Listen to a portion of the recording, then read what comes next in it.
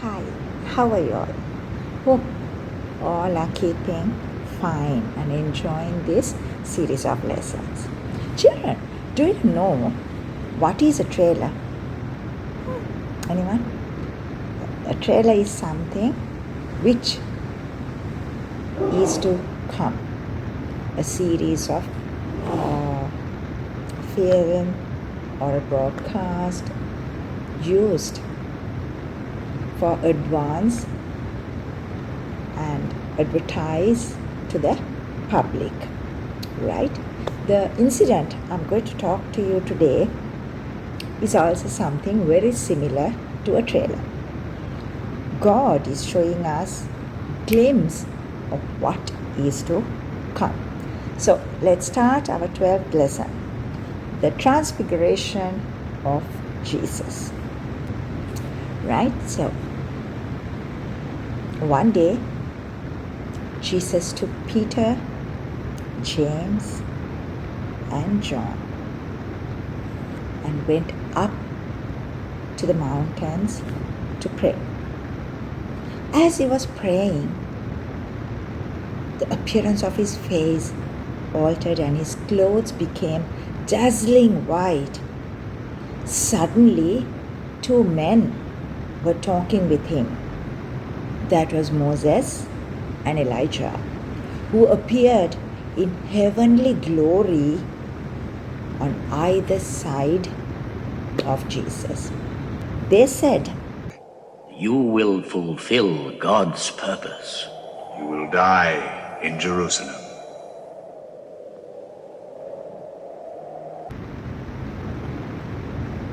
Peter, John, and James, who was fallen asleep by that time, were awakened by the glory that shone around Jesus. They witnessed the appearance of Moses and Elijah and were elated to have seen such an occurrence of the magnitude and expressed their gratefulness. Peter said to Jesus, "Quickly," he said, "it is good that they were there for us. So we could build 2 tents for Moses and Elijah."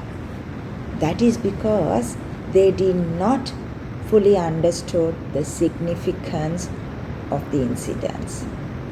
But at that very moment, a cloud overshadowed them and a voice appeared out of nowhere and said, "This is my son, the chosen one.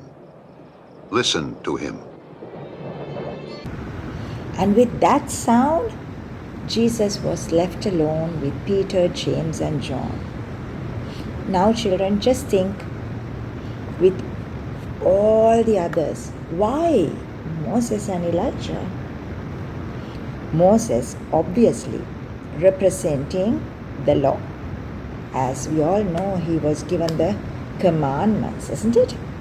And then Elijah represented the prophets. So, the presence of Moses and Elijah in the transfiguration represented by the law and the prophets being fulfilled by Jesus' life as Messiah. This lesson is all about Jesus' glory, which was portrayed as he was transfigured. We can say a glimpse of heaven. God showed us that this incident was the most significant moment of Jesus' life, in which the divine nature of Jesus manifests itself through his human nature to be with us, right? God proclaimed that this was his son. He is, and he is, and he is to come. And to be a part of in that glory, we have to listen and to prepare ourselves. So, my dear children, listen to Jesus with your whole heart, because Jesus has a plan for you. As I always tell you, He has a plan for you, and He died on the cross to save you and me, to fulfill His purpose for our lives. So, let us proclaim that Jesus Christ is a Son of God.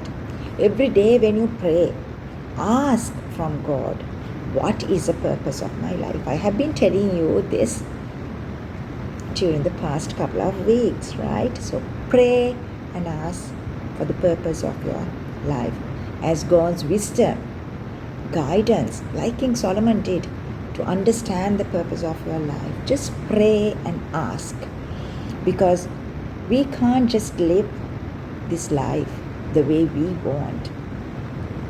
There is a very big value for our lives. God has a plan and a purpose. We need to accomplish that, not what we want. One day we need to be accountable to God for our lives. We have to be accountable for what we did in our lives. In that way, Jesus will one day say, "This is my son. This is my daughter, with whom I'm well pleased." What a joy we can get if we can get the compliment from Jesus like that. Wonderful, isn't it? So, dear children, starting from today, search the purpose of your life. For this, you may read the Bible and pray earnestly, and you will be able to find out. As God has a beautiful plan and a wonderful, exciting, and a purpose for each and every one of you. So search and find out. See you next week. God bless you.